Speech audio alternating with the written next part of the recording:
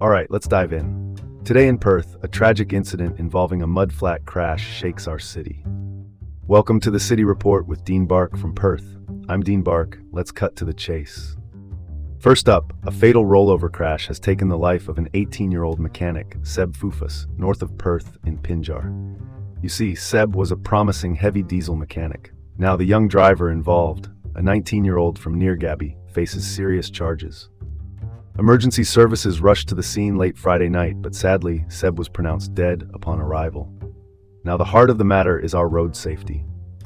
Western Australia is seeing a surge in fatal crashes. And folks, the penalties just don't seem to cut it. With vast rural areas, limited visibility, and the exuberance of youth, it seems that we're dealing with more than just isolated incidents. These are systemic issues begging for robust intervention. Well, that's one way to look at it. Moving on, we've got a packed lineup of major news events. Aussie budget cuts, US officials spilling secrets by accident, and a Perth heatwave that's really cranked up the thermostat. Federal Treasurer Jim Chalmers has unveiled the 2025-2026 budget, emphasizing tax cuts. Naturally, the opposition isn't having it. They're keen to roll back these cuts. Opposing parties are all over it like a rash. Over in the US, Jeffrey Goldberg, an editor from The Atlantic, got an eye full of confidential discussions on Yemen through a leaked chat group. Oops, someone forgot to double-check that guest list. This leak led to real-world action, airstrikes against Houthi targets. Closer to home, Perth's experiencing an autumn heat wave with temperatures soaring above 30 degrees Celsius. Could this be a marker of shifting climate patterns? It's time we paid attention. Let's transition to this. Shifting gears, let's talk about the development drama at Karinyup. Nearly $300 million is poured into expanding West Karinyup village. Meanwhile, the city of Stirling begged for new parking plans. Instead, the state gave them the old thumbs down.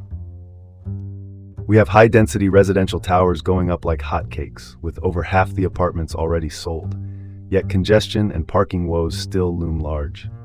Here's the kicker: expanding commercial zones without beefing up infrastructure? That might just backfire. Alright, next topic. The Keep the Sheep protest brought farmers to the streets, voicing opposition to the government's ban on live sheep exports.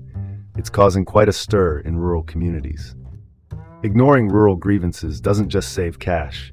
It risks blowing a bigger hole in the socio-political harmony we've got going. Let's just say, it's not all woolly jumpers and home-cooked apple pie out there. Now lastly, mark your calendars. Prime Minister Anthony Albanese announced the federal election date, May 3rd. This news is unfolding amidst a backdrop of economic discomfort and social discord.